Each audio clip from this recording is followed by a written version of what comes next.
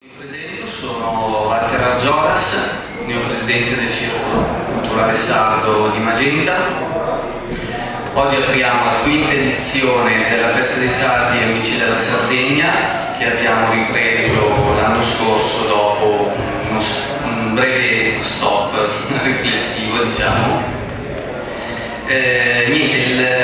I fini della festa sono, come al solito, il fatto di far conoscere la Sardegna, quello che la nostra terra offre alle comunità locali. È un'occasione di incontro e confronto e soprattutto è un modo per far conoscere in maniera adeguata e approfondita quello che la nostra terra offre, differentemente da quelli che possono essere gli stereotipi, perché la Sardegna offre molte opportunità, ha molte risorse, e per farle conoscere tutte quante, essendo un territorio esteso ed avendo ogni zona le proprie particolarità, abbiamo deciso nelle ultime feste che stiamo organizzando di promuovere ogni anno una zona differente, per fare in modo che si riesca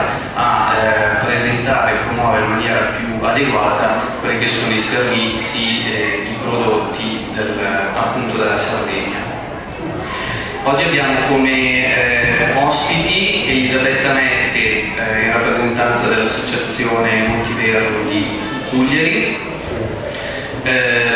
Abbiamo il professor Giovanni Garavaglia, che è giornalista e ci parlerà delle opportunità turistiche dell'Oristanese. Poi ospite ormai abitudinario Tonino Mulas, che è presidente onorario della FASI, e abbiamo una rappresentanza della regione, professor Rosati, Regione Lombardia, e Simone Lonati, assessore alle politiche sociali del Comune di Magenta, che chiamerei subito per un saluto veloce, visto che avendo altre incombenze deve scappare, quindi passo un attimo a lui la parola per un saluto. Sì, buonasera a tutti, mi scuso per questa fretta, ma purtroppo c'è una cavallarsi di impegni importanti nel pomeriggio di oggi, per cui saluto voi, ringrazio per l'invito a questo inizio di festa, che ormai è una tradizione importante del Comune di Magenta. Un saluto particolarmente sentito perché la vostra realtà come circolo culturale e espressioni delle varietà culturali, etniche, che sono in Magenta sono sicuramente una ricchezza, sono la premessa perché questo territorio negli anni scorsi potesse crescere in economia, ma soprattutto in tessuto sociale, in ricchezza culturale. Per cui questi momenti sono importanti per noi come amministrazione e tendiamo a seguirli e a supportarli per quanto c'è possibile, cercando di costruire anche per il futuro una sempre maggiore integrazione.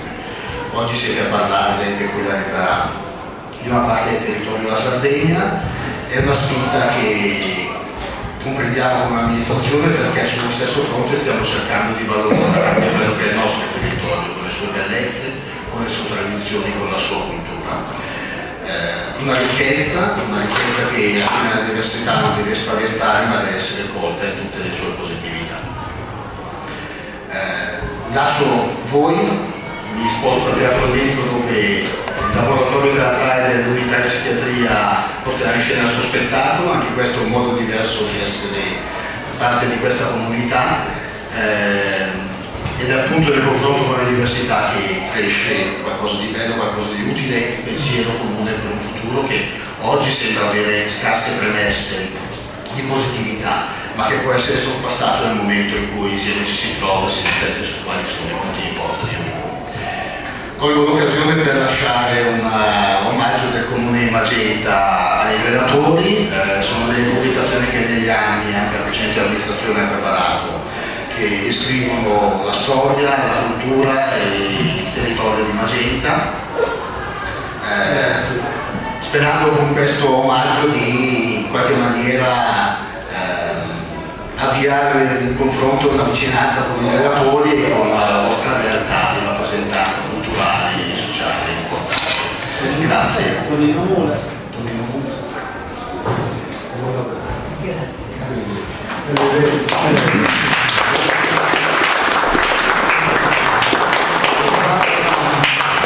Scusate, ma proprio devo scappare.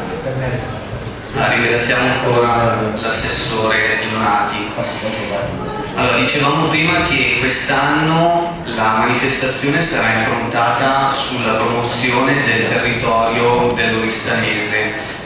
Il circolo quale compito ha? Il circolo ha il compito di fare da fulcro per portare la conoscenza e l'esperienza di quelle che sono le realtà locali della Sardegna, portarle nel territorio, nel nostro caso del Magentino, per farle conoscere alla nostra comunità. A questo punto passerei la parola al professor Garavaglia che ci esporrà le opportunità del territorio dell'Oristanese. Ringrazio Antonello di avermi invitato, mi sento un po' come quei tenori che nel momento in cui il titolare dà per qualunque ragione il forfait vengono mandati sul proscenio e devono cantare l'opera. È naturale che con questo cognome che mi ritrovo io non sono sardo, io sono lombardo e sono un grande amico della Sardegna, uno che ama molto questa regione alla quale si è dedicato in modo specifico, particolare. Comincerei con una piccolissima citazione che potrebbe apparire non in tema, ma poi vedrete che lo è. E questa citazione dice che a Nuoro, come alla Mecca, non si arriva senza una grande preparazione di spiriti e di cose. C'entra Nuoro con l'Oristano? Apparentemente no, ma invece sì.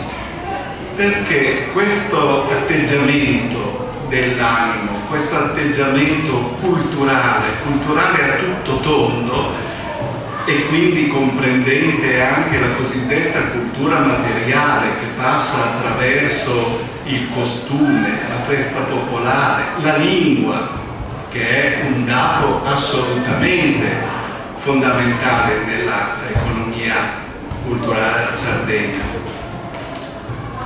e la tipicità di alcuni prodotti, l'artigianato, c'è tutto questo complesso di cose esige che quell'atteggiamento sia presente in chiunque si reca nell'isola. Non importa sia a Nuoro. Certo, Salvatore Satta, quando ha scritto questa cosa, Salvatore Satta è stato un grandissimo giurista, il più grande processuale civilista del secolo scorso, su cui libro di diritto fallimentare io ho anche studiato facendo l'esame. E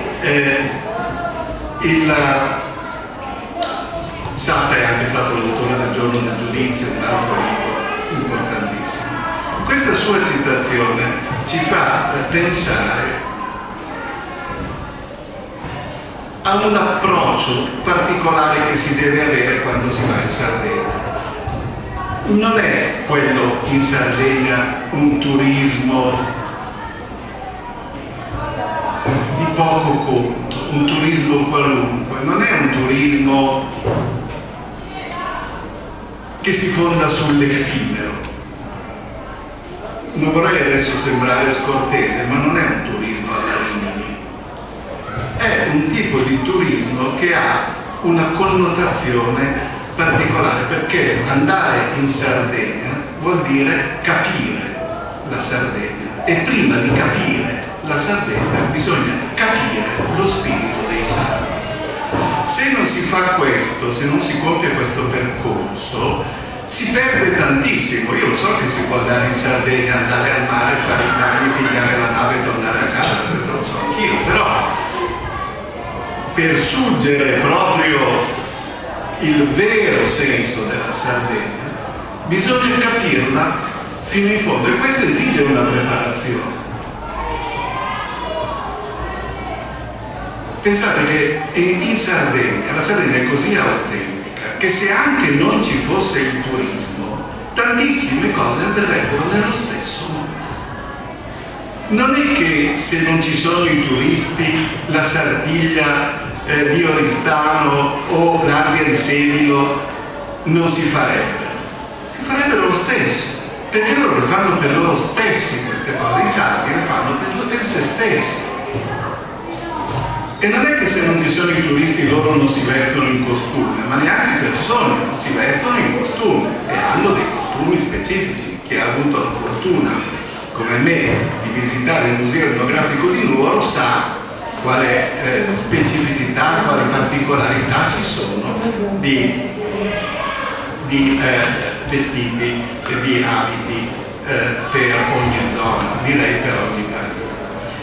Veniamo alla zona che più ci interessa, e cioè l'oristanese. Io non vi racconto la guida di Oristano e della sua provincia, perché di guide ce ne sono in giro tantissime, per di più c'è anche internet sul quale si trova un mare di notizie, quindi non serve che io faccia la guida. Io cercherò di darvi qualche bozzetto tratto essenzialmente dalla mia esperienza personale di viaggiatore della Sardegna. E comincerei da nord, perché Bosa è una città che si trova tra l'altro alla foce del Teno, che è l'unico fiume navigabile della Sardegna, navigabile non per molto, perché percorso qualche chilometro purtroppo c'è sommerso un gradino di roccia che impedisce il passaggio delle imbarcazioni.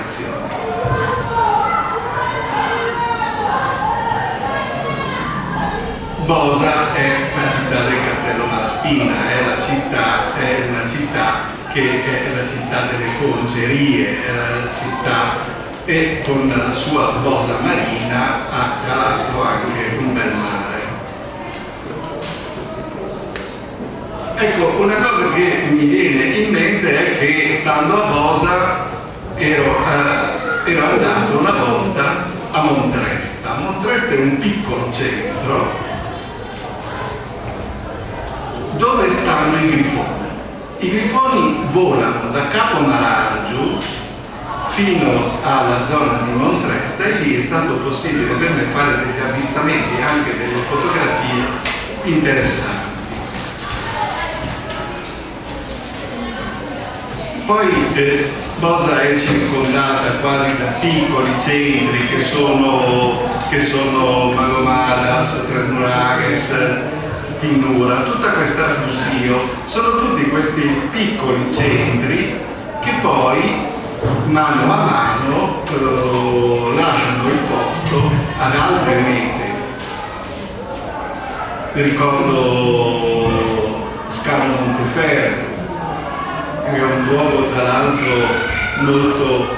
Ecco, tenete presente che la Sardegna va considerata prima che dal mare, dall'interno, perché in tempi neanche troppo lontani le coste erano spesso malariche, e quindi sono state le bonifiche eccetera, e quindi adesso non è così, ma una volta e quindi molto i sardi stavano nell'entroterra. A Scalo Monteferro, per esempio, mi ricordo di aver visto una sorgente straordinaria, la sorgente di Sant'Antioco, che dà acqua a diversi acquedotti in basso. Non vi parlo di Cugliari perché forse due parole su Cugliari le dirà la collega che essendo di lì ne sa più di me. Ricordo la punta di Foghe dove arriva il Rio Magno, questo fiume che si presenta al mare con una specie di canyon, con una grossa fenditura e su questa punta di Fogher, dove tra l'altro c'è anche una torre, si arriva con attraversando una specie di altipiano che pullula di conigli selvatici. Siamo in ambienti, per fortuna, ancora poco antropizzati e quindi molto naturali. Una notazione importante è questa: in Sardegna c'è 1,5 milioni di persone, 3,5 milioni di pecore. Se ci fosse il sindacato pecore vincerebbero sempre le pecore.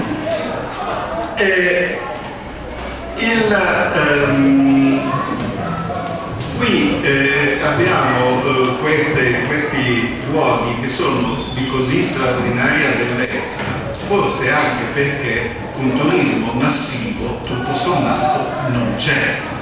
È vero che il turismo è una fonte di ricchezza, però per fortuna tutto sommato questo turismo di accatto così non c'è.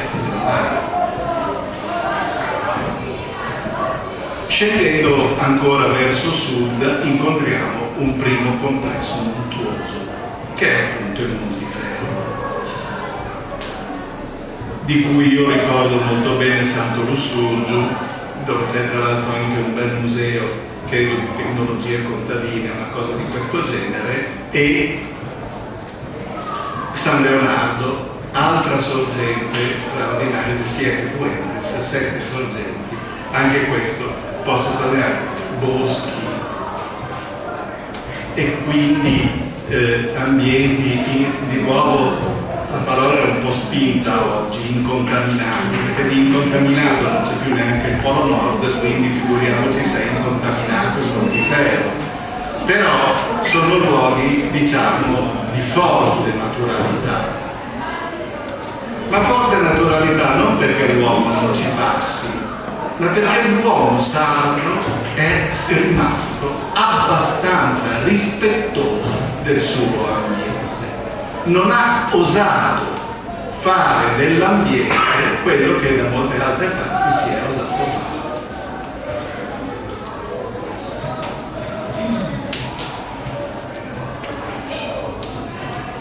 Vicino al Montiferru c'è Abbasanta e vicino ad Abbasanta c'è un nuraghe fantastico, che è il nuraghe Rosa, uno dei più belli nuraghi della Sardegna. Sapete, l'epoca nuraghica risale dal 1800 a.C. al 500 a.C. 1800-1500, questa è un'altra meraviglia della Sardegna. La Sardegna si perde letteralmente nella notte dei tempi. Di molte cose non si sa quasi nulla. E quindi anche le datazioni sono un po' quelle che sono. D'altra parte, che sia terra antichissima la Sardegna lo sanno tutti. Se voi pensate che la prima placca emersa dell'Italia è quel tratto di terra che va dal Fluminese, da Flumini Maggiore alla cimosa costiera di Capo Malfatano, e quella è stata la prima terra emersa. Ecco, vedete, capite che questa Sardegna non è una cosa banale, non è una cosa qualsiasi.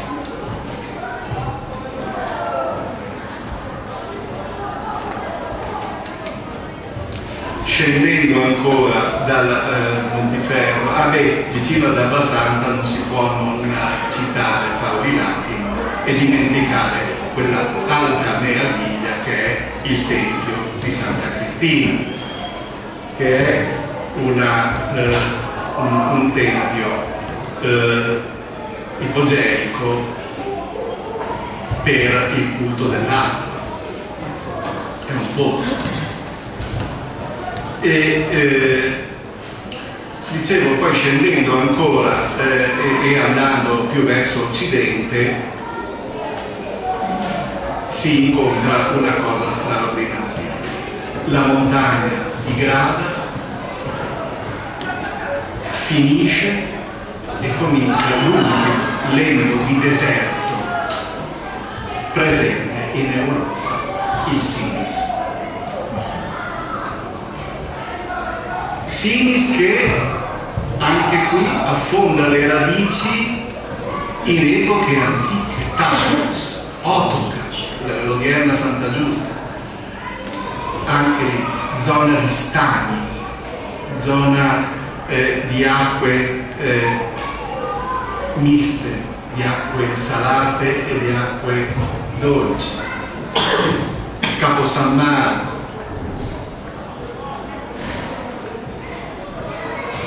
San Giovanni in Sinis, altra meraviglia. Questa, la Sardegna è il posto delle meraviglie, è una meraviglia dovunque.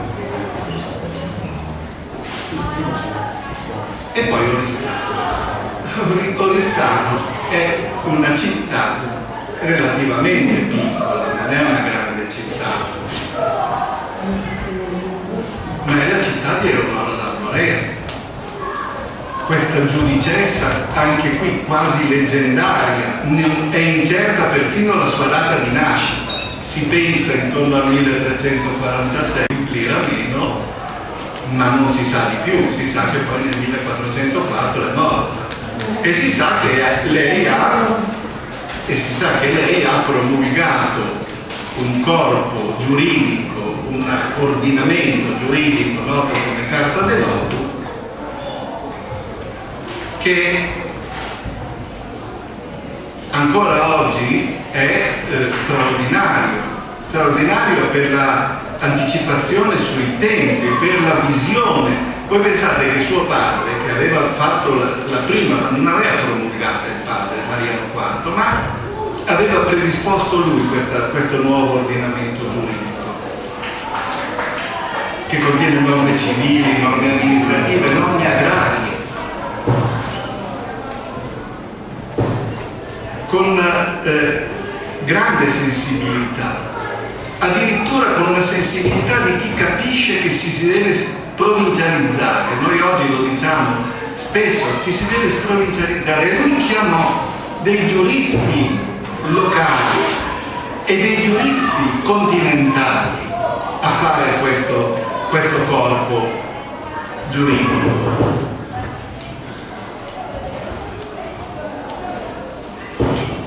Eleonora poi lo promulgherà e sarà un ordinamento giuridico che si diffonderà in tutta la Sardegna, oltre che nell'epoca giudicale, cioè oltre che nel giudicato di Arborea, anche negli altri tre giudicati, di Cagliari, di Palores e di Gallura.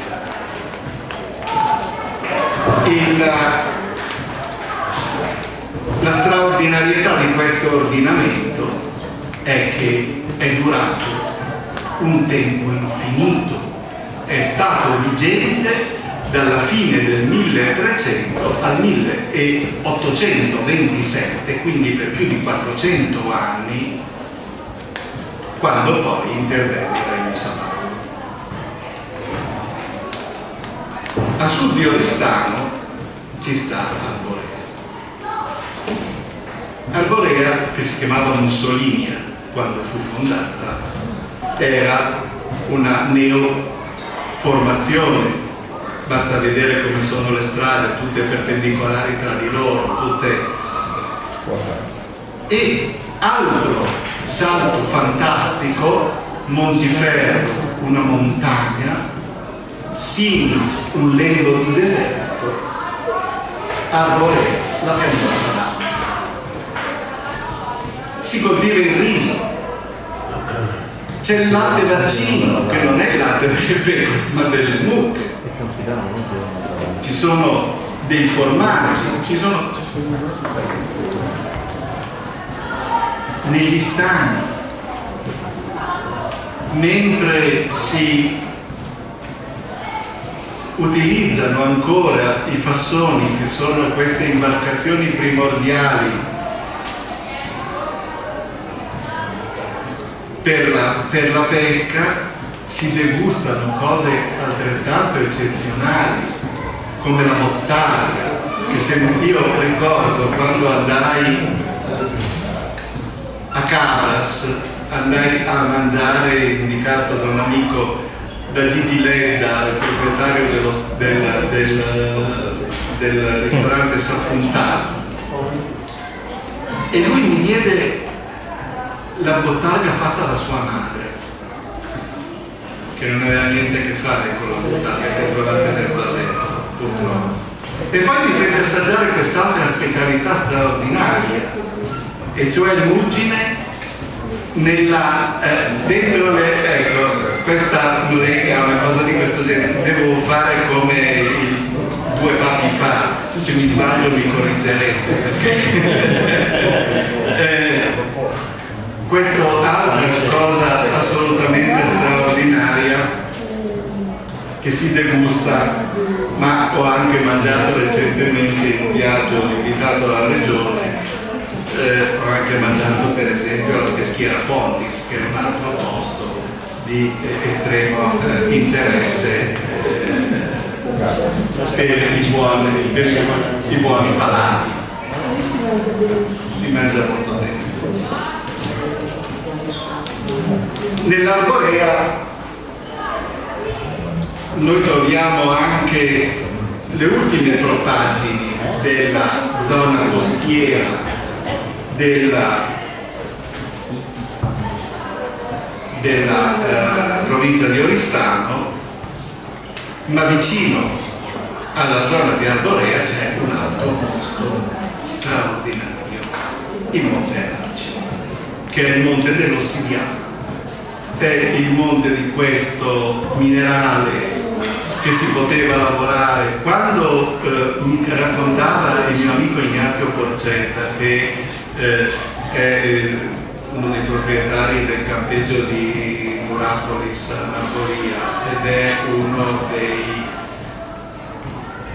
dei proprietari anche della Baia, ho visto che c'è qui il Delia, mi diceva che quando l'ossidiana fu scoperta ebbe lo stesso rilievo che ha avuto poco tempo fa la scoperta della penicillina, cioè tutto il Mediterraneo si interessò a questa cosa. Perché? Perché era facile da lavorare, perché si ricavavano cose taglienti, tipo coltelli, tipo punte di frecce, e ricordo a Paolo di aver visto l'unico campeggio montano della zona, che è Sinigetto. È questo è un altro posto fantastico. Ormai la giara di Gesturi è a un passo, non mi ci soffermo perché tutti sanno che è la terra dei cavallini. Risalendo poi nell'interno della Sardegna troviamo necessariamente cose di grandissimo rilievo. Ritorna il discorso storico. Fordongianus, Forum Raiani, un altro posto di vestigia antiche, di terme, di grande bellezza. In riva a un fiume, il Tirso, il primo fiume della Sardegna, il fiume che forma il lago Modena, uno degli invasi. Voi sapete che in Sardegna non ci sono laghi naturali, tranne uno, il Baraz, ma è un laghetto anche piuttosto piccolo e di acque forse anche vagamente salmastre, perché è piuttosto in riva al mare. Questo invaso enorme, fantastico, anche, che quando fu fatto, fu costruito nel primo Novecento, coprì addirittura dei paesi, in particolare Zuri. E sapete cosa hanno fatto i sardi? Hanno smontato la chiesa e l'hanno rimontata, pezzo pezzo, non se la sono lasciata sommergere. Vedete come c'è questo radicamento nell'animo dei sacri.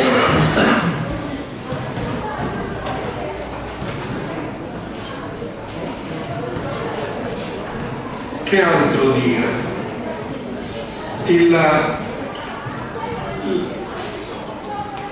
La zona, l'area è grandissima dal Colosseo, è lungo 20 km.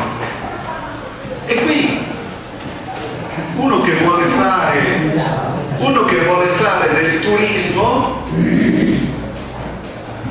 ha, come sempre, l'imbarazzo della scelta. In Sardegna c'è l'imbarazzo della scelta, perché Marcello Serra ci aveva già detto oltre mezzo secolo fa che la Sardegna è quasi un continente.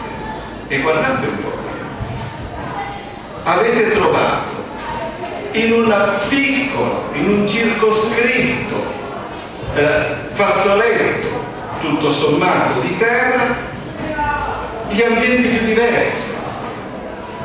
Ma pensate che persino il Tirso solca la sua valle, che da una parte è basaltica e dall'altra è granitica. Ci sono mari, devo ricordare io l'isola di Maldiventa, che tra l'altro adesso è anche una riserva marina.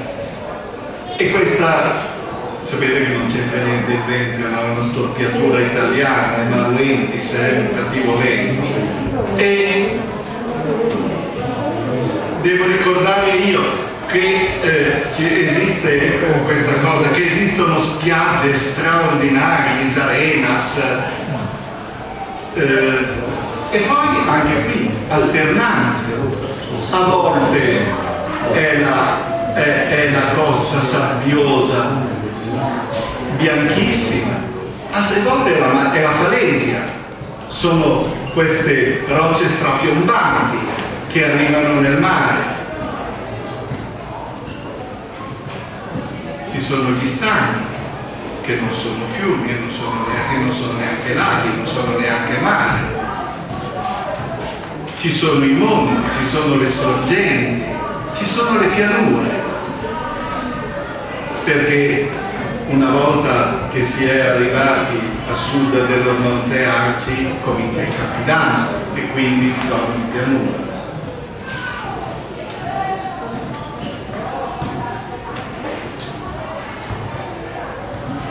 C'è insomma tutto quell'insieme che noi chiamiamo diversità, che dà giustizia di un appellativo come quasi un continente.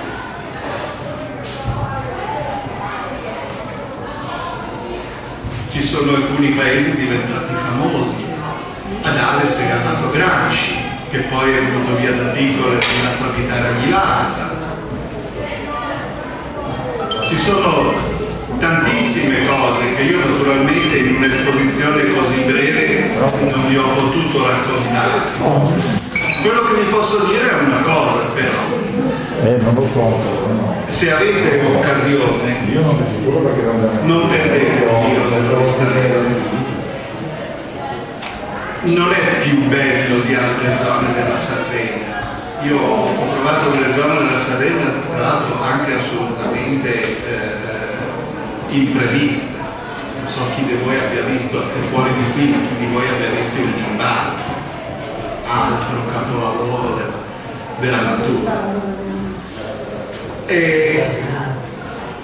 Però perché vale anche la pena? Perché se uno vuole farsi del turismo anche diciamo di facile accesso,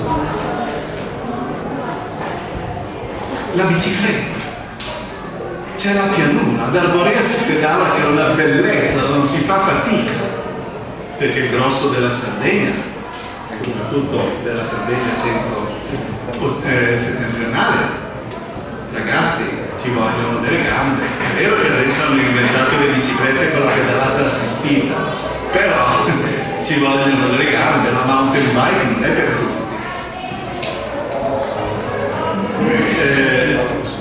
Si vuole fare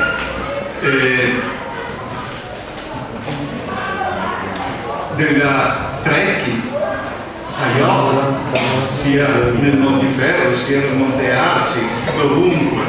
si vogliono fare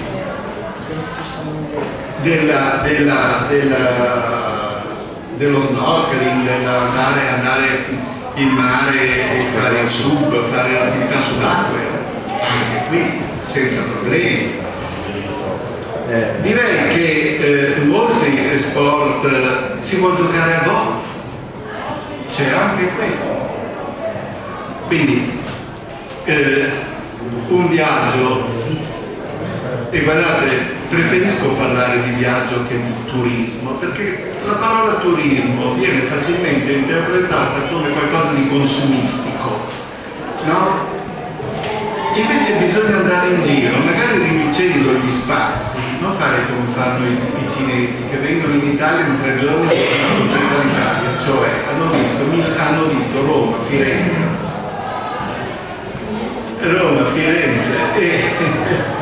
in 3 giorni e poi volano via.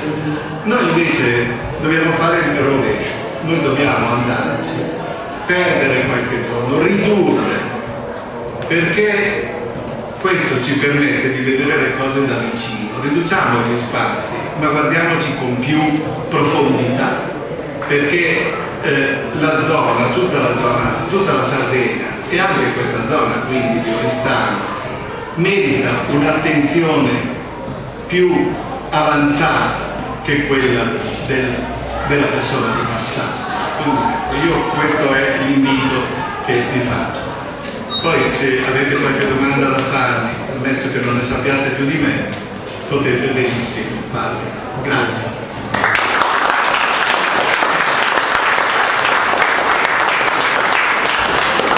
Ringrazio il professor Garavaglia per la sua esposizione, ho imparato anch'io cose nuove che non conoscevo, molto particolari, che difficilmente, come si diceva prima, si riescono a trovare in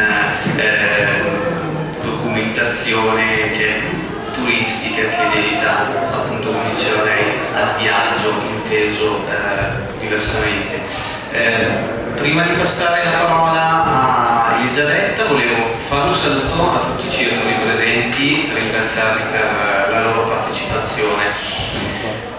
Adesso passiamo a esporre un progetto di turismo religioso particolare che la nostra ospite Elisabetta Mette ci esporrà. Prego. Buonasera, io sono Elisabetta e faccio parte di un'associazione, dell'Associazione Culturale Montiferru.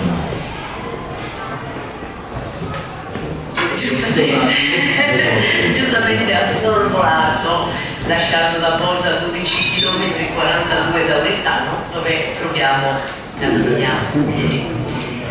Allora, innanzitutto vi voglio portare i saluti da parte della dottoressa Lupa Tarantini, che è colei che in questi ultimi 2 anni sta con lui a Pugli, studia il territorio e ha messo a punto questo grandissimo progetto, un progetto di turismo religioso per l'appunto, che è stato presentato la prima parte durante i riti della settimana quest'anno, anno 2013, e oggi ho l'onore, purtroppo lei non è potuta venire, ho l'onore che sia di rappresentarla e di farmi portavoce di questo bellissimo progetto. Vi saluta anche l'assessore Gianfranco Atene, assessore provinciale, che purtroppo ieri, giusto a mezzogiorno, ha telefonato che non sarebbe potuto venire per un intero. E quindi sono arrivata qui a progetto da sola. Allora, va bene così? Ok? Allora, andiamo subito ad illustrarvi Puglieri. Allora, Puglieri è un paese del Montiferru, è situato a 500 metri sul livello del mare, sulla costa occidentale della Sardegna. E quindi dicevo, dista soltanto 42 km da Oristano, 12 da Brosa. È il territorio più vasto del Montiferru e possiede 3 borgate marine e sono Santa Caterina de' Pittiroli, Sarchitu e Torre del Pozzo.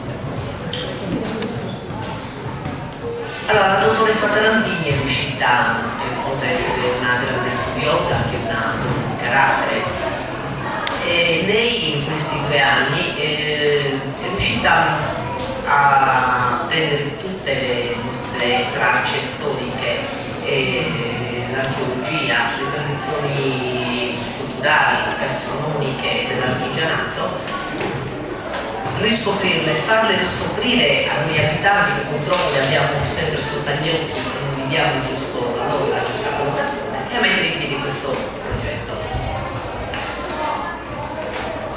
Vi vorrei illustrare quella che è la storia dei Puglieri. Questa che vedete è Sarchitu, la spiaggia di Sarchitu, mentre dietro la torre si trova Santa Caterina. Le prime tracce di stanziamento umano si sono trovate proprio a Santa Caterina, in località Bari d'Esadure, dove erano stati rinvenuti dei pezzi di selce e di obsidiana. Questi sono i murali, ovviamente, e la Sardegna è ricca dei murali. Solo nel territorio di Puglieri ne sono stati sanciti oltre 70. E quello che vediamo rappresentato è il murario Ratito, si trova adiacente all'ex villaggio Ersat, a un solo chilometro dall'uscita di Santa Caterina, mentre quella dove vedete nell'immagine vi trovo a Valle Garbana, un altro murario dove esiste ancora oggi l'intero villaggio nuragico.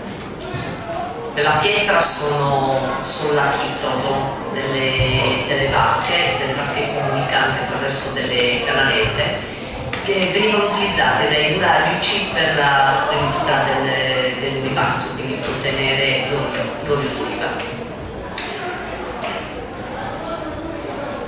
La religiosità, come in passato, ancora oggi è qualcosa che a noi qui in Italia scorre nelle vene, e ve ne renderete conto più avanti.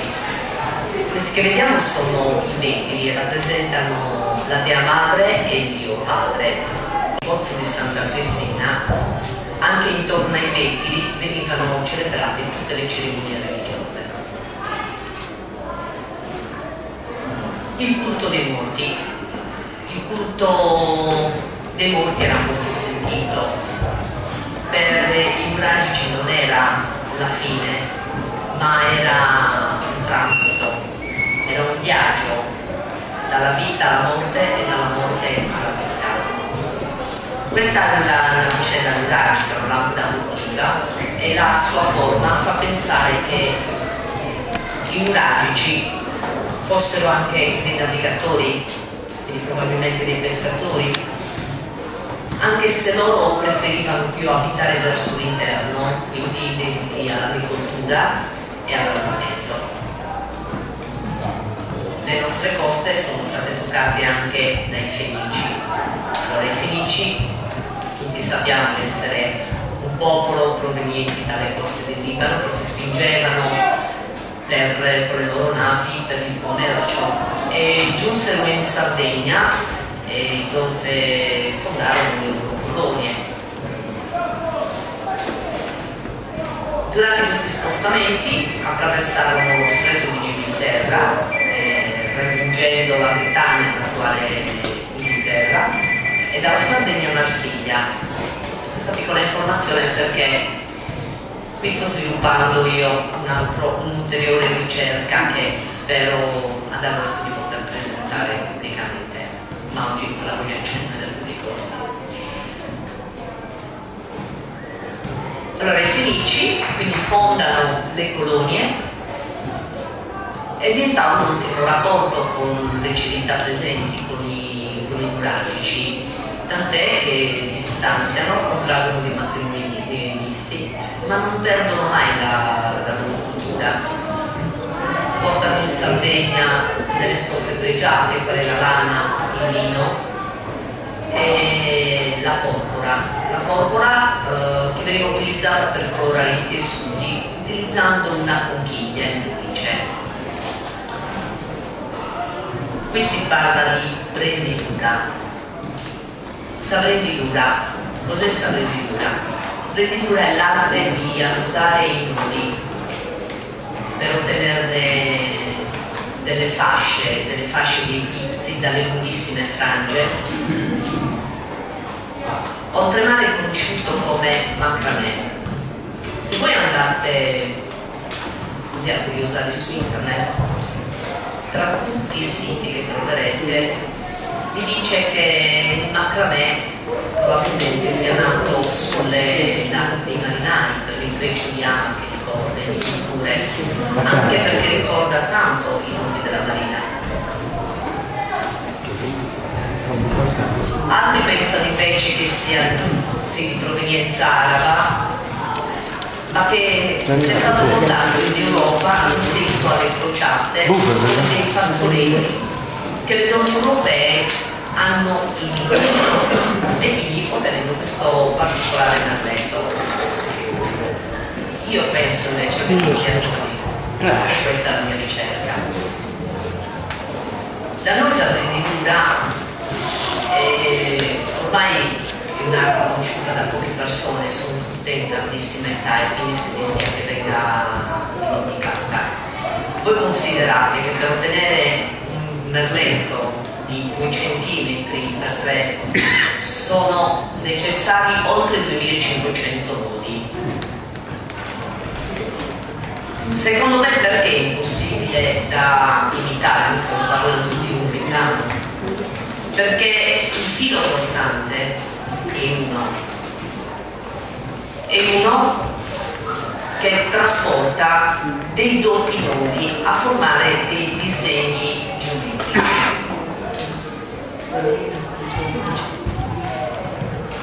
Io penso invece che sia di provenienza fenicia. Perché? Perché sabrendidura non è nota in tutte le parti.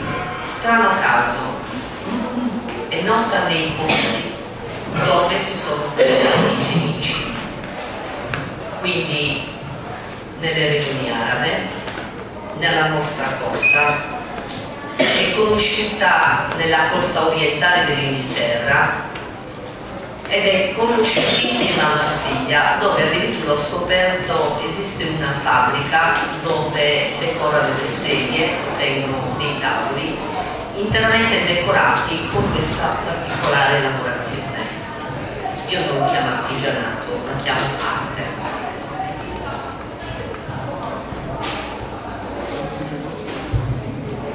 Questo che vedete invece è sunnennere.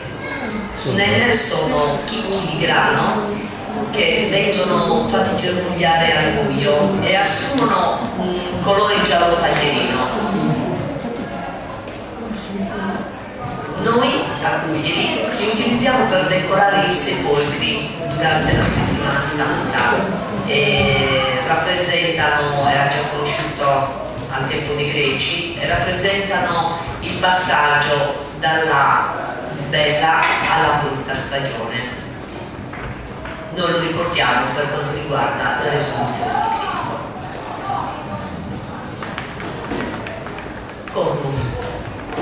Cornus è un'area paleocristiana.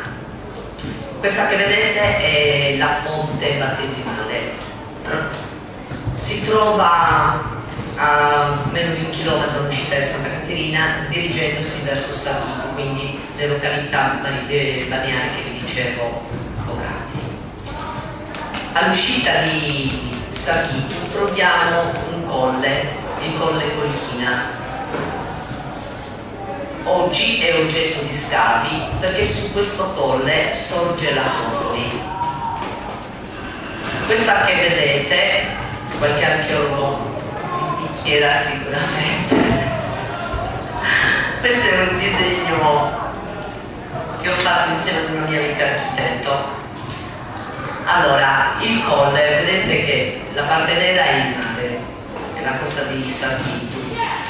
Il triangolino in alto non esiste più, ma io l'ho riportato perché è visibile attraverso Google, attraverso l'erosione, dell'acqua sulla roccia. Il Colle Corchinas è quel cerchio azzurro che sta sulla vostra sinistra. Curiosato infatti dal satellite, è visibilissima l'erosione dell'acqua, la presenza di un fiume che io non sapevo esistesse un fiume. Vengo a sapere invece dalla dottoressa Tarantini e dagli archeologi che effettivamente là scorreva il Usaganna, che attualmente è completamente insabbiato. Là dove vedete il triangolino nero, là sono state rinvenute delle parti di un porto, delle anfore che servivano per il trasporto dell'olio sulle navi. Quindi possiamo pensare che lì sorgesse effettivamente il porto di Coracodes e che fosse un porto fluviale.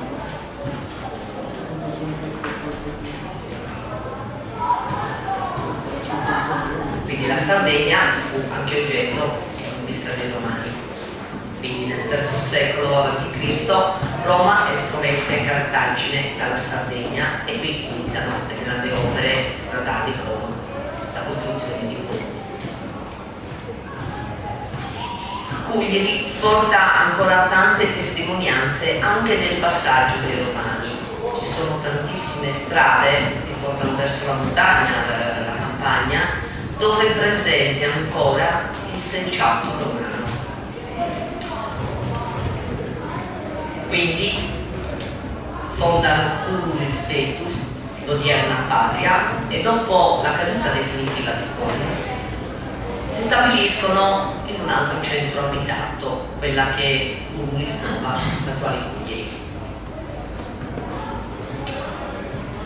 Questa è una pietra miliare di epoca romana, la più antica che è stata ritrovata in località Sessa, quindi fuori da Santa Caterina in direzione Cagliari. Questo miliare oggi viene costruito presso il Palazzo Comunale di Cagliari. Le catacombe.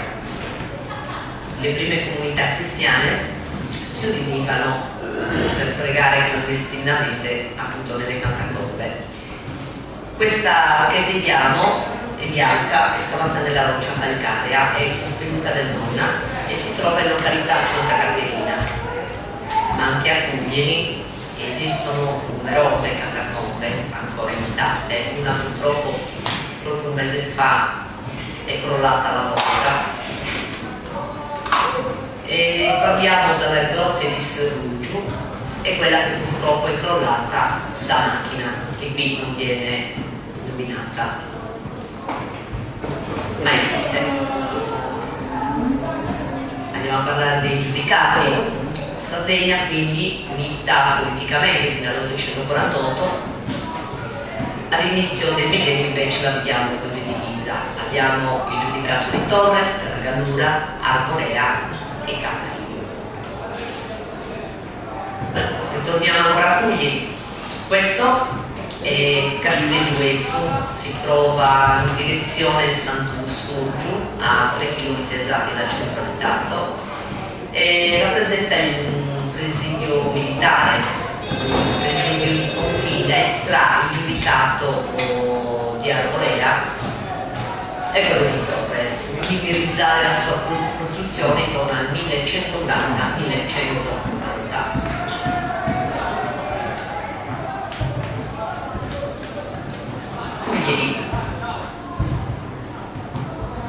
Cagliari, questo nome deriva dal latino Currulis Nova oppure dal giudaico Curel. Curel significa anche ricordo di pellegrini. Questo stemma, anche questo sarà oggetto di studio, l'ho ritrovato su un architrave della casa che vedete fotografata sopra. Sarà un caso, Questa casa si trova all'estrema periferia di Cuglieri, nel quartiere Romana. Sarà una casualità, ma se andiamo giù per questa stradina dove si vede questo muretto a secco, vi sono delle antichissime strade, è una zona molto panoramica, domina come gli antichi muragli tutta la vallata. Là c'è un incrocio di strade chiamata Rughezaris, che portava a Bosa, su da Minusin. Questa è una mia deduzione, non lo so, non me ne volete male, ma per me questo è uno stemma templare.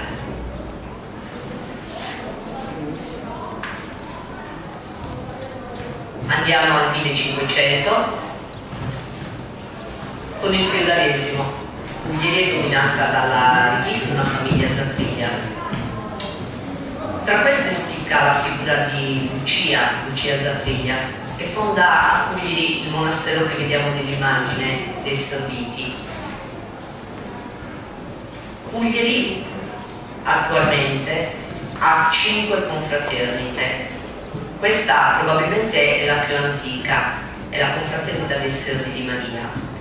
Infatti adiacente a questo convento è una chiesa che custodisce la Madonna Dolorata, che viene portata in processione durante i riti della Settimana Santa. Custodisce anche il corpo di Cristo in simulacro, che viene trasportato il venerdì sera per il rito di scravamento, quindi per la deposizione del corpo di Gesù Cristo dalla croce, e sistemato in questa lettiga e coperto da un velo. Questa lettiga e questo velo sono antichissimi e furono un dono proprio di Lucia Zatriglias alla chiesa. Quindi Lucia muore in concetto di santità nel 1545. Nel 1600 l'allora vescovo Cedrenes, vescovo di Bosa, costruire a Cuglieri il convento dei Cappuccini ad un solo anno dalla costruzione di quello di Bosa, che inizialmente abitato dai francescani nel 1613 dei Cappuccini. Attualmente è stato ristrutturato e sarà allestito, lo stanno allestendo, corretto, e ospiterà il museo archeologico. Ancora adiacente al convento troviamo la chiesa dedicata a Sant'Antonio da Padova e a Sant'Edoardo. Nel convento e in questa chiesa visse il frate cuglieritano Fra Paolo Perria, morto in concetto di santità nel 1726. Questo quadro, che fino a poco tempo fa nessuno gli dava valore, si trovava buttato in uno scardinato, è stata raccolto da una professa, coloro che curano la chiesa, l'ha fatto ristrutturare e si trova là su una parete dove nessuno gli dà nessuna importanza. Qui Fra Paolo Perria viene ritratto con una bisaccia sulle spalle. Pare che dagli testi antichi, che durante una questua alcuni burloni locali avessero versato dell'olio all'interno di questa bisaccia e che Fra Paolo Perria l'avesse portato fino al convento senza farne cadere neppure una goccia.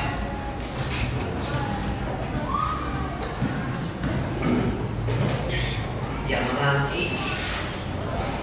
Questa che vedete è la nostra basilica Santa Maria della Neve.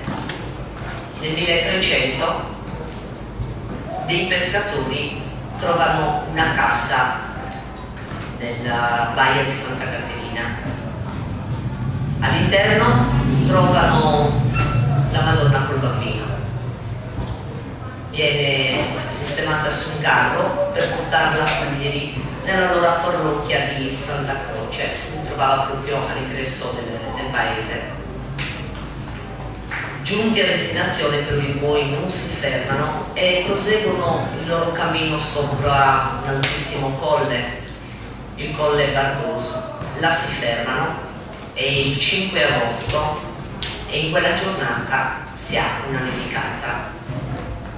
Viene così costruita una piccola chiesetta campestre dedicata appunto a Santa Maria della Neve.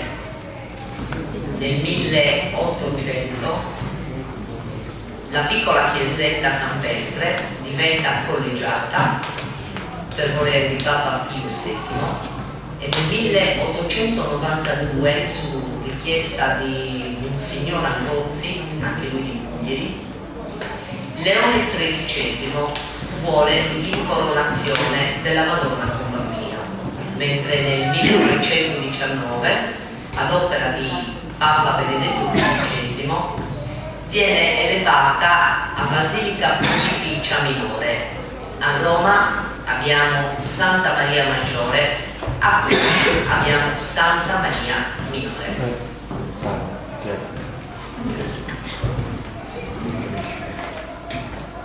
In questi giorni, con un gruppo di lavoro di cui faccio parte, sotto le direttive appunto della dottoressa Pupa Tarantini, stiamo riportando tutti i testi e tutte le opere di Monsignor Andozzi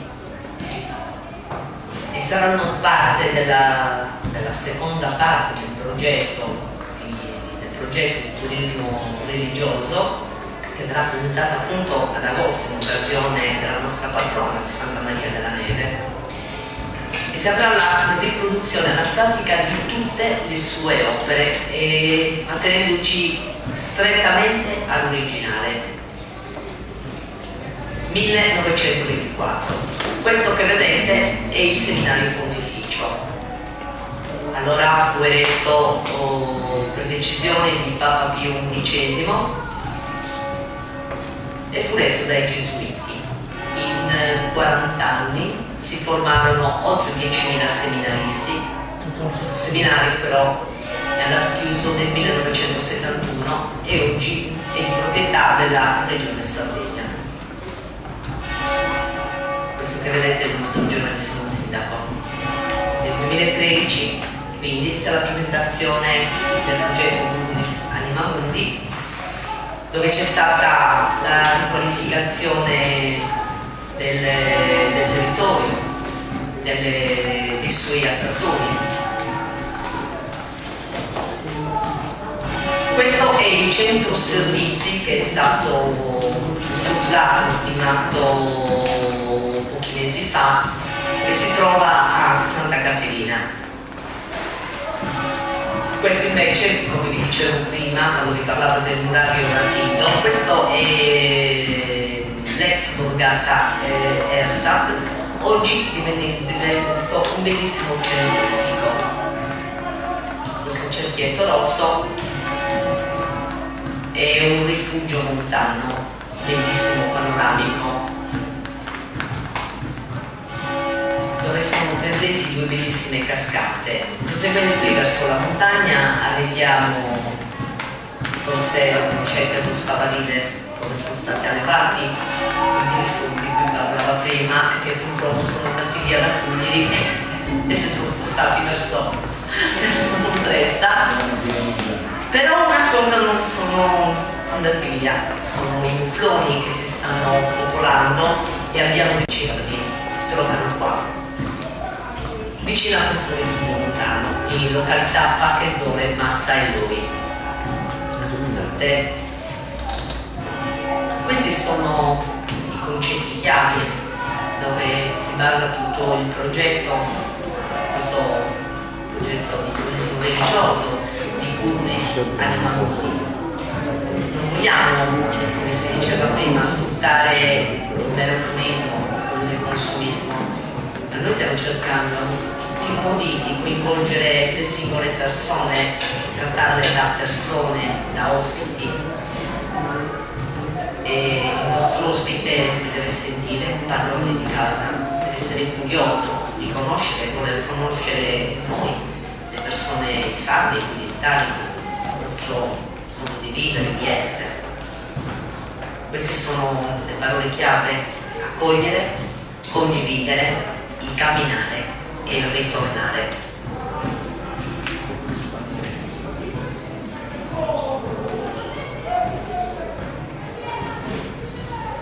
Chi arriva nel nostro territorio non può che notare il susseguirsi di magnifici colori. Partendo dal mare abbiamo il bianco delle rocce calcaree al blu intenso del mare. Se ci spostiamo verso l'interno vediamo i colori tipici della macchia mediterranea, con l'esplodere del giallo delle ginestre, il rosso del corbezzolo, il bianco del cisto. Vi sto parlando di cromoterapia, la terapia del colore. Non è una cosa che ci siamo inventati oggi, è una terapia che era conosciuta già dagli antichi egizi. Questa fotografia è stata scattata un anno fa, era il 21 maggio del 2012. Ci troviamo nel ristorante dell'Hotel Avaria. Io allora facevo parte dei tirocinanti di un gruppo band, ho fatto un percorso di sviluppo turistico. È stato qua che ho conosciuto la dottoressa Tarantini, che mi ha insegnato tanto. Abbiamo messo a punto per queste donne un percorso appunto della cromoterapia. Queste sono le malate terminali del San Raffaele di Milano, guidate da un team di psicologi nel loro scusate ma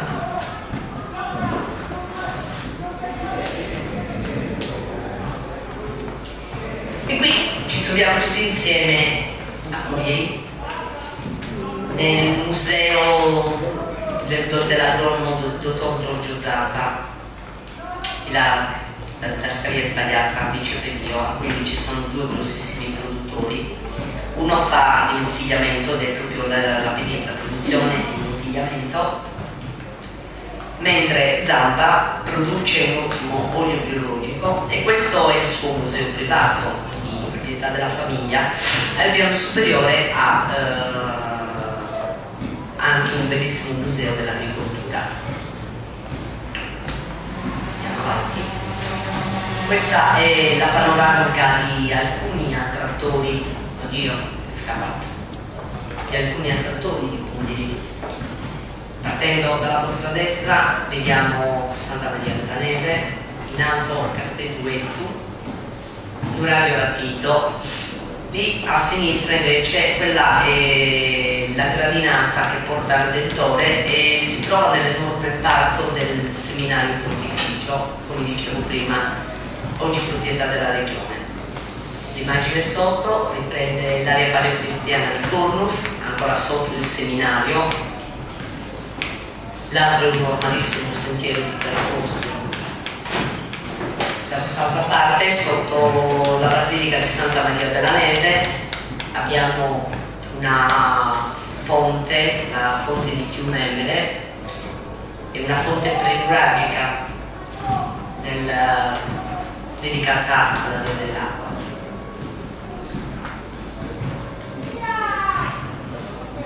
Queste invece sono le immagini dei percorsi della vocazione sacra a Coglieri, con la partecipazione dei pellegrini. Abbiamo nel mese di aprile Santa Indegna, è una chiesetta campestre che dista da Coglieri 2,6 km. La festività è il 30 di aprile. Andiamo sotto Santa Caterina, 13 km, e si festeggia la seconda domenica di maggio. Su Monte Sotto, questo è il 7 agosto, questa è per Santa Maria della Neve, si percorrono a piedi verso la montagna 8 km. Arriviamo ad agosto, metà agosto, per San Lorenzo, e a settembre la Madonna di Bolnacado. Sono in totale 26 km. Si svolge questa durante la notte, adesso nel mattino si arriva alla Basilica di Bolnacado. Una fila a frescura. E questa E la panoramica, tra l'altro una fotografia scattata proprio dal nostro assessore provinciale Gianfranco Atene, della nostra Basilica Santa Maria della Neve. Niente, io vi ringrazio per l'invito qua, vi ringrazio della vostra ospitalità, vi rinnovo i saluti e l'abbraccio della dottoressa Ferrantini e di Gianfranco Atene. Vi do appuntamento a Cuglieri per il 5 agosto con la presentazione della seconda parte del progetto della Borsa del Turismo Religioso. Grazie.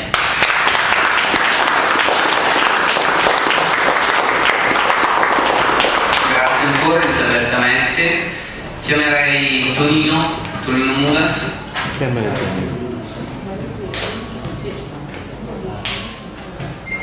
Presidente onorario della FASE, a fare il suo saluto e portare il proprio contributo come in ogni occasione, sempre presente. Abbiamo sentito prima Giovanni Garavaglia che ci ha fatto in maniera sintetica ma direi molto anche suggestiva, cogliendo gli aspetti principali del territorio turistano, e non me ne vogliono i cristianesi, ma forse non è una esposizione che molti dei nostri assessori sardi avrebbero fatto nello stesso modo e con le stesse capacità. D'altra parte Giovanni Garavaglia non è l'ultimo arrivato, è uno che davvero conosce la Sardegna, e uno anche che ha aiutato la Sardegna, anche se non sempre poi le cose da lui impostate sono andate avanti. Ma ricordo che è uno degli inventori della borsa del turismo ambientale in Sardegna, quindi ecco perché c'aveva anche una particolare caratteristica la sua esposizione di quella concezione di turismo sostenibile, no? Che non a caso poi veniva nella stessa esposizione, veniva chiara, emergeva chiaramente dalla stessa esposizione. La Sardegna, le sue ricchezze dal punto di vista storico-archeologico, dal punto di vista naturalistico, dal punto di vista ambientale, dal punto di vista specificamente turistico, perché il turismo è una comunque delle fonti fondamentali dell'economia della Sardegna.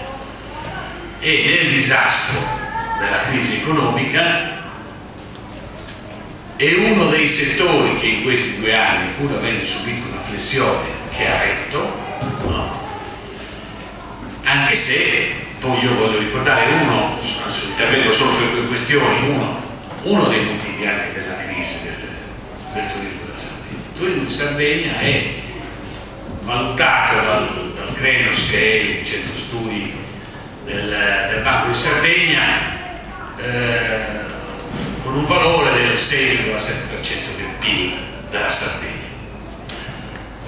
Il turismo vero e proprio, quindi quelli che si chiamano i turisti, le presenze turistiche, che sono le giornate trascorse, si chiamano presenze turistiche le giornate trascorse in strutture di tipo alberghiero, ma è considerato dal punto di vista del cosiddetto turismo sommerso, quindi ciò che sono anche le seconde case, con tutto ciò che è indotto, quindi dal punto di vista dei prodotti, del commercio, eccetera eccetera, circa il 13,6-7% dell'interno del prodotto interno lordo, cioè del PIL regionale. Voi capite che con la crisi terribile che tutti conosciamo dell'industria e delle zone industrializzate, con la crisi specifica della pastorizia, che soffre oggi moltissimo, le cronache televisive ce l'hanno ricordato, il prezzo del latte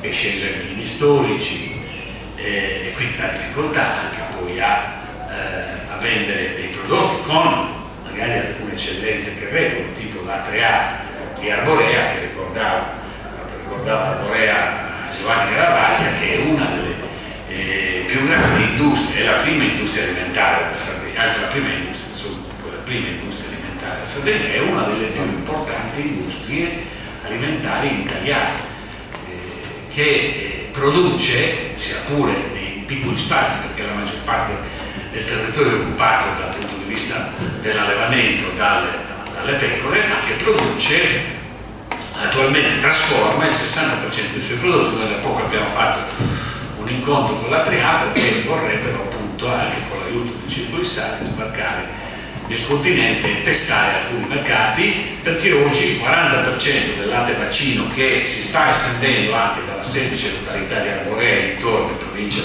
senso stretto di Oristano ad alcune zone della Sardegna, per cui hanno dei presidi in Baronia, hanno dei presidi adesso in Ogliastra, hanno dei presidi nella zona sotto l'Imbara, nella zona lacustre vicino vicino a Berchida, vicino al lago di, non mi ricordo come si chiama, in questo momento lago e quindi vorrebbero lavorare il 40%. Dal punto di vista turistico noi abbiamo avuto una flessione abbastanza importante, perché il 2012 ha visto una flessione del 16%, di cui il 21% gli italiani sono di sardi, ci sono anche gli immigrati, perché, e hanno avuto invece, questo è stato in parte stato compensato, il 7% per gli stranieri, cosa che si è ripetuta rispetto al 2010, nel 2011 e nel 2012, e che è previsto anche per il 2013, secondo quello che mi diceva alcune fonti, alcuni della Confcommercio, in cui, valutando le prenotazioni del primo semestre di quest'anno, ci sono, per fortuna, c'è ancora un livello di flessione ulteriore, ma c'è questa piccola ancora di salvezza di aumento degli stranieri, che peraltro hanno una spesa pro capite del 30-40% superiore agli italiani, che quindi nella flessione collettiva, nell'aumento degli stranieri e nell'aumento quindi della spesa degli stranieri, in qualche modo salva, o sta salvando, o sta perlomeno limitando i danni di quello che sta succedendo nel turismo sardo. Ovviamente io lo do per permesso, ma non intervengo su questo perché Giovanni Garavaglio lo spiegava molto bene.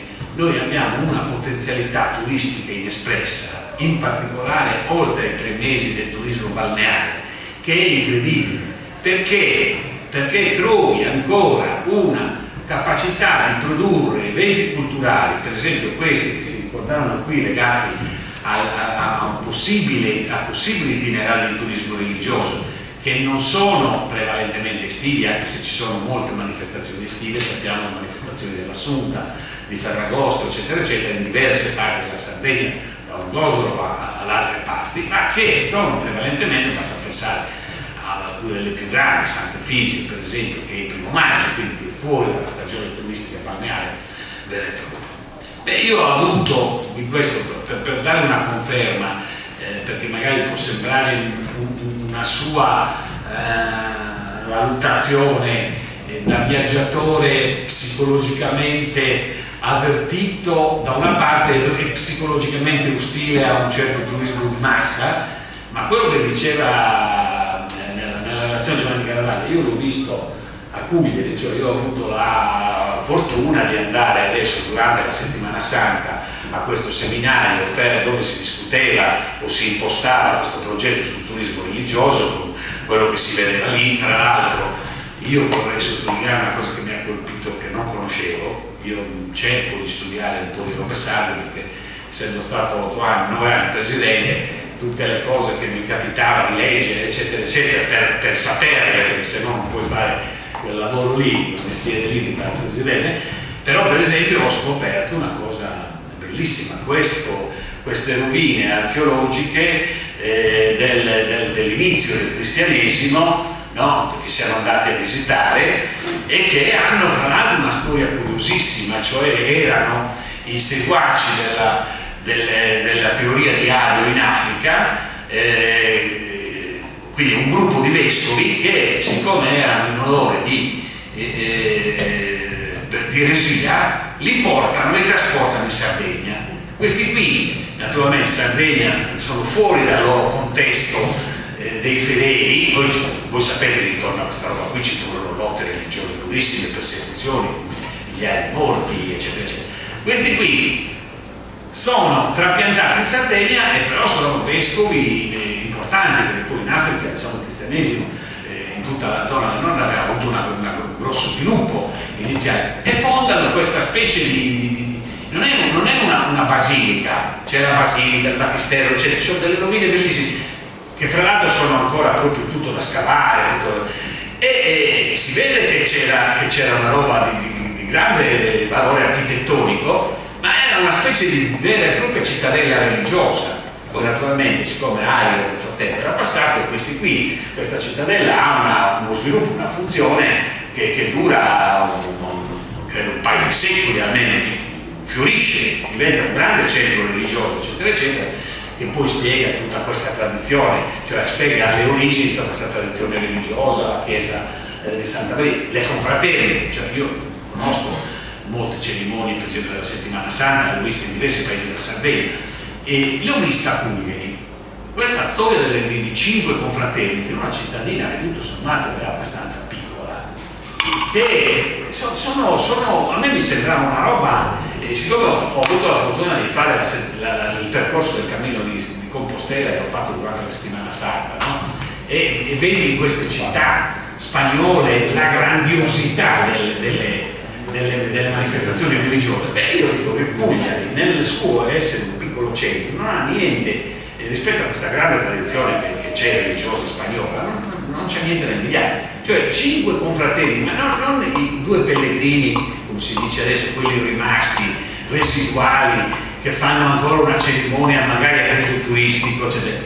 Intanto numerosi e giovani, e ognuno con i suoi canti, ognuno con i suoi stendardi, ognuno con la sua tradizione, ognuno con la sua chiesa, e ti riempiono questi 2 o 3 giorni. Poi l'altra cosa è che io poi nel seminario hanno chiamato questo vecchietto, Zoppo, che avrà 80 anni in più, no? Che si vede un capo assoluto, cioè il depositario prima era al seminario, che comandava a bacchetta tutti quanti: voi dovete fare così, politici, sindaco, no, voi dovete fare così, questi del seminario, no, voi questo non potete fare, dovete fare così, quelli delle confraternite, no, prima dovete andare voi, cioè una roba incredibile. Dopodiché nel seminario scoppia una diatriba, perché naturalmente il sindaco, la Pupa Tarantini, che è una nostra carissima amica, eccetera, eccetera, dicono perché questo può essere un'attrattiva religiosa, perché vogliamo i turisti. Questo qui salta su, noi non lo vogliamo i turisti, noi dobbiamo mantenere la tradizione così com'è. Noi della gente che viene, che non gliene frega niente del fenomeno religioso, della cosa qui, che viene a farci le fotografie, noi non le vogliamo. E scopre una diatriba nel seminario, perché gli spiegavano: sì, però tu puoi conservare lo stesso le tue cose, ma se arrivano alcune migliaia di persone che occupano gli alberghi, magari vanno in quegli alberghi al mare che sono che se non sarebbero chiusi, eccetera, eccetera, l'economia è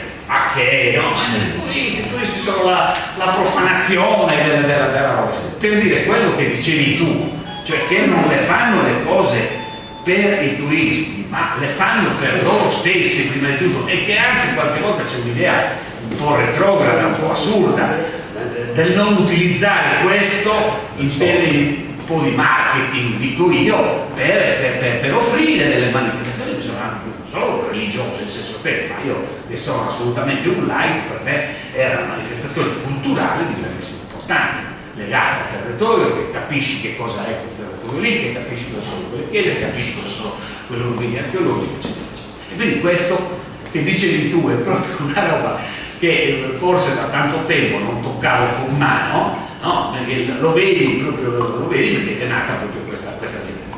La seconda cosa, e finisco perché non vi voglio annoiare, è che questa flessione del turismo in Sardegna ha come causa principale, non perché lo dico io e perché l'abbiamo sempre detto in questi anni, un po' anche inascoltati, qualche volta anche in Sardegna, ha come prima causa, c'è questa ricerca che c'ho lì di questo centro studi del Cremio, sta confermato dal centro studi dell'Università, la flessione principale arriva dall'alto costo perché l'alto costo dei traghetti ha portato in 2 anni, non in 10 anni, in 2 anni una diminuzione di 2 milioni di passeggeri solo sui porti Porto Torres, Golfo Aranci, Olbia. Dal 2011, quando nel gennaio c'è la famosa impennata provocata dal fatto che Tirrenia, Grandi Navi Veloci fanno cartello e aumentano dal 65-70% le tariffe, soprattutto quelle estive, ma poi oggi c'è la condanna dell'antitrust che è uscita una settimana fa, 8,2 milioni di euro inflitti, come pochissimo naturalmente, come condanna alle compagnie, che certifica, perché è una sentenza di tipo giuridico, certifica il fatto, quello che noi dicemmo quando partirono, perché 3 giorni dopo facendo il comunicato stampa, il 15 di gennaio, il 13 furono pubblicate le tariffe, il 15 sulla base delle nostre proiezioni, perché prendemmo 20 persone che avevano viaggiato l'anno prima negli stessi periodi, facendo un calcolo come se quelle stesse persone prenotassero per quelle stesse giornate, quindi periodi di agosto, periodi di luglio, periodi di giugno, eccetera, e si vide questa cosa qui. Noi quei dati li mandavamo ai giornali, allora li mandavamo all'associazione dei consumatori, li mandavamo in regione, ultimi che prima li recepirono i giornali, poi l'associazione dei consumatori che fecero anche una cosa, gli ultimi a recepirli furono quelli della regione, come spesso capita, e da lì partì la roba dell'antitrust. Ora noi abbiamo, come voi sapete, una situazione in cui un doppio binario: da una parte facciamo le grandi battaglie come quella culminata poi l'anno scorso nella manifestazione a Montecitorio sulla questione dei trasporti, dove intervengono tutti i politici, cose, eccetera, dove poi fummo ricevuti dalla Commissione Trasporti del Senato, e dall'altra però, siccome non possiamo solo lamentarci o solo fare le manifestazioni, eccetera, ci siamo inventato un sistema di bigliettazione che dai circoli e per i circoli ha costruito una rete che ha anche con le compagnie delle convenzioni che portano a degli sconti. Noi teoricamente, secondo i principi dell'Unione Europea, non abbiamo diritto a quegli sconti, perché non essendo più cittadini residenti in Sardegna, ci hanno detto e ci hanno spiegato nella famosa manifestazione, noi siamo andati anche a Bruxelles in 120 dentro il palazzo della regione di Bruxelles a incontrare i membri della Commissione Trasporti, e ci dissero: allora voi non avete diritto perché non c'è una legge europea e conseguentemente della regione della nazione, dello Stato italiano, che recepisca e trovi una maniera originale di riconoscere il principio di insularità. Principio che a livello di principio c'è nell'Unione Europea, c'è perché è riconosciuto, perché c'è scritto, c'è nel Trattato di Lisbona, eccetera, eccetera. E però poi non è codificato, non è stato codificato. Per cui se io giustamente sono un sardo non residente perché risiedo a Milano, non ho però diritto, perché il mio diritto sarebbe discriminante verso il diritto di tutti gli altri milanesi.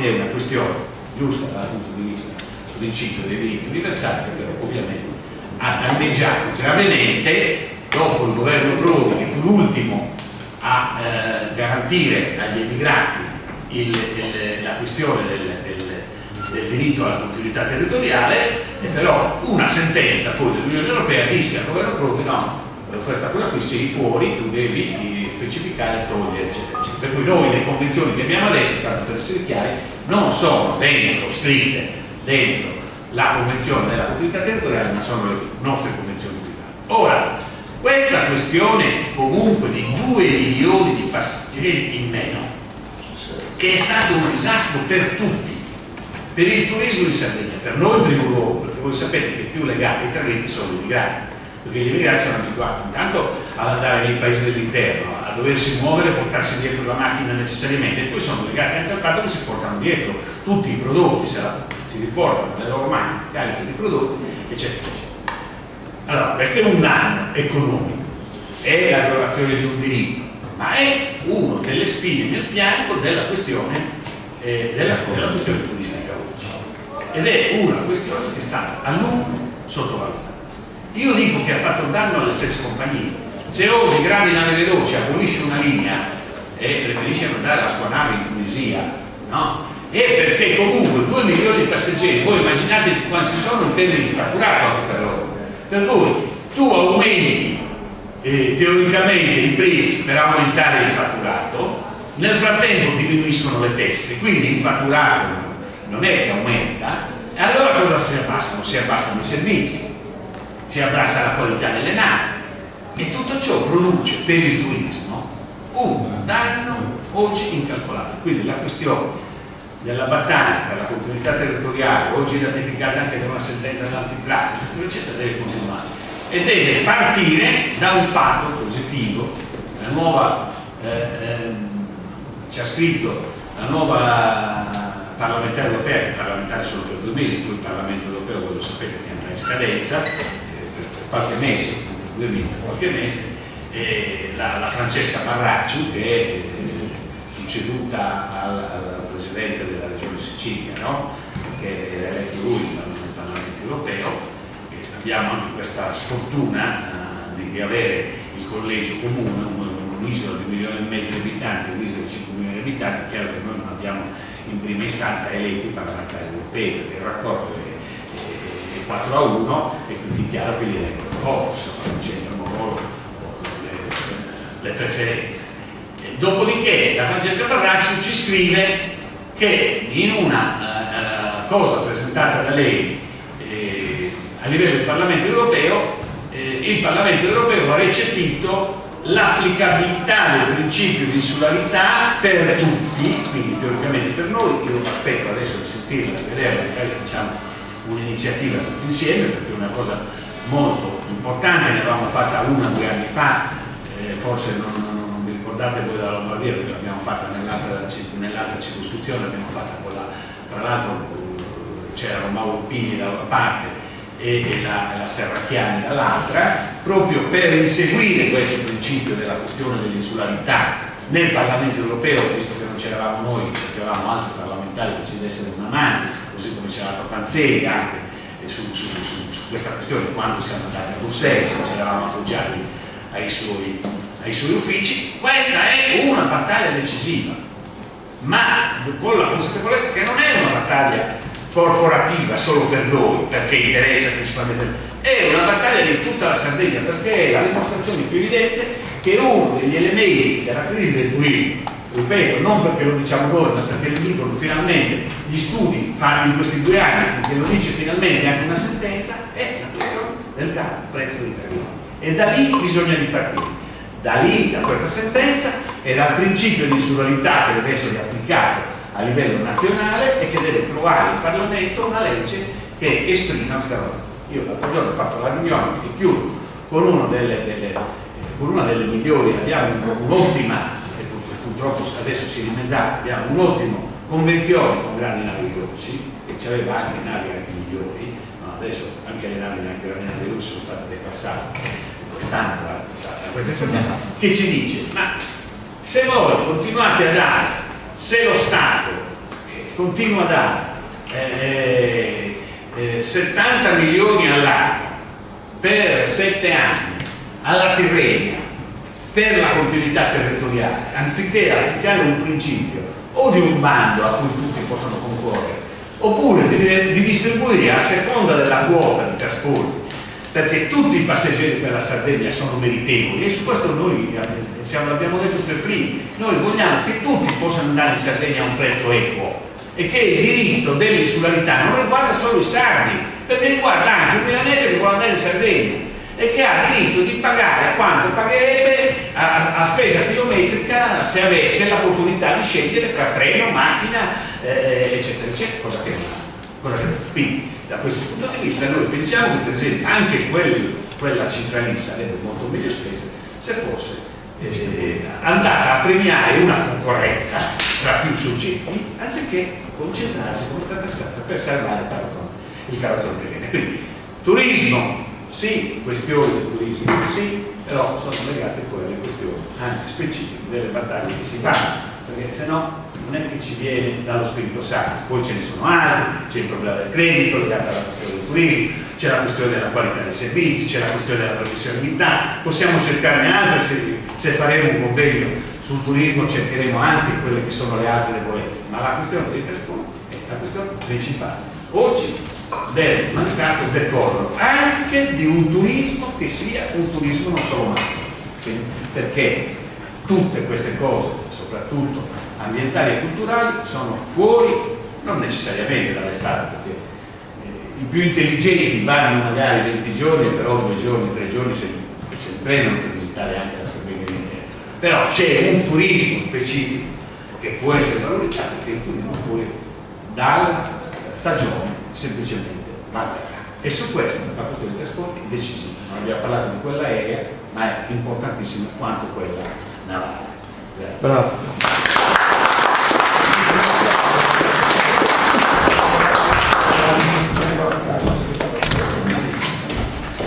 Vabbè, chiamiamo il presidente onorario a fare un saluto.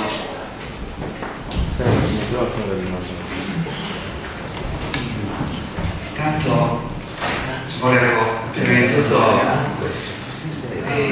ringraziare i partecipanti, perché in una giornata così calda già stare seduti in una sala dove c'è tutto questo caldo qui si trova bene. Secondo, ringraziare i relatori anche per la loro passione, per la loro genuinità. E questo è quello che fa la differenza, è che vogliamo fare noi, vogliamo promuovere questo tipo di turismo. Non venditori e basta, ma dietro ci sta qualcosa di importante che Elisabetta ha espresso nel suo progetto con tanto, io devo dire, con tanto anche sentimento, molto calore. Mi ricordava un po' la pupa, sei un'ultima apprendista, insomma, della pupa, e che noi di Magenta ringraziamo sempre per tutto quello che ci ha portato ogni volta che è venuta Magenta e non solo. E poi Giovanni, io Giovanni lo conosco da tanto tempo, un carissimo amico, un doppio ringraziamento perché appunto Gianfranco non è potuto venire, ma ha colmato benissimo la sua assenza, perché questo amore che hai per la Sardegna l'hai saputa esprimere, ci hai trasmesso proprio la tua genuinità di questo tipo di trasmissione. Come Circolo di Magenta dico che questa roba qui questo tipo di iniziative deve continuare, e magari abbinata a questo tipo di iniziativo farla forse a livello di intercircoli, e insieme a questa esposizione che tanto fanno bene alla Sardegna magari cercare di collegare dei tour con gli specialisti di questo tipo di turismo, non affidati all'agenzia ma affidati proprio alle persone che vivono con sentimento questa particolarità della Sardegna.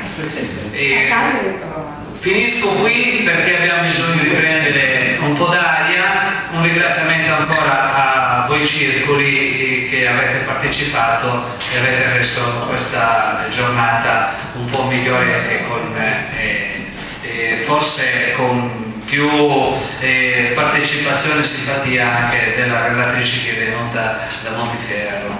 Grazie.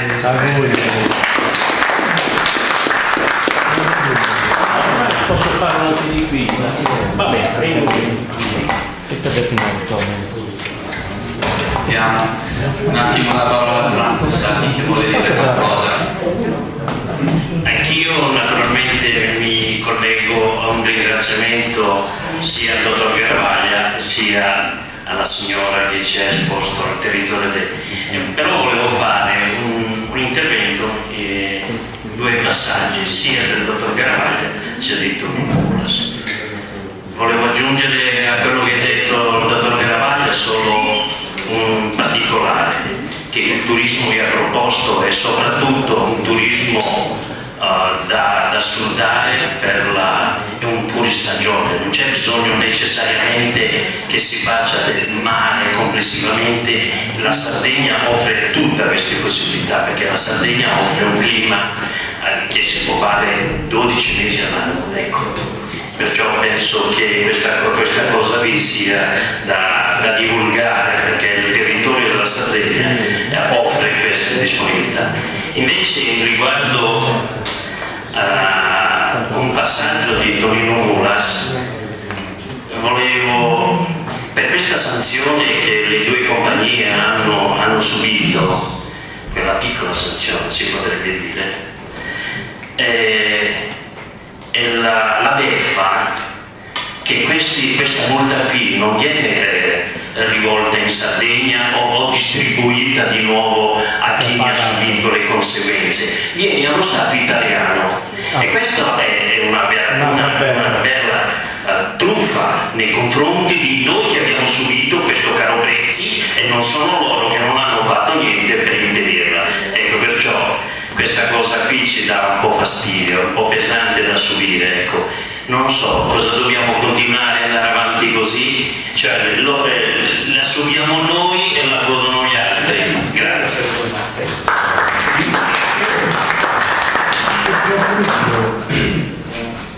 Bene, io rinnovo i ringraziamenti soprattutto ai nostri ospiti. Vorrei omaggiare formalmente Elisabetta Mette, il professor Garavaglia e il consigliere Rosati del libro che abbiamo realizzato in occasione del 40° anniversario della nostra associazione. La conferenza direi che è terminata. Possiamo passare dalla teoria alla pratica, perché adesso ci sarà presso la Tensostruttura una degustazione organizzata appositamente con i prodotti dell'Oristanese. La festa continuerà sempre con la promozione del territorio che abbiamo scelto quest'anno, il venerdì con le cozze pesce di Oristano, sabato invece avremo ospite il gruppo folk di Oristano. Ringrazio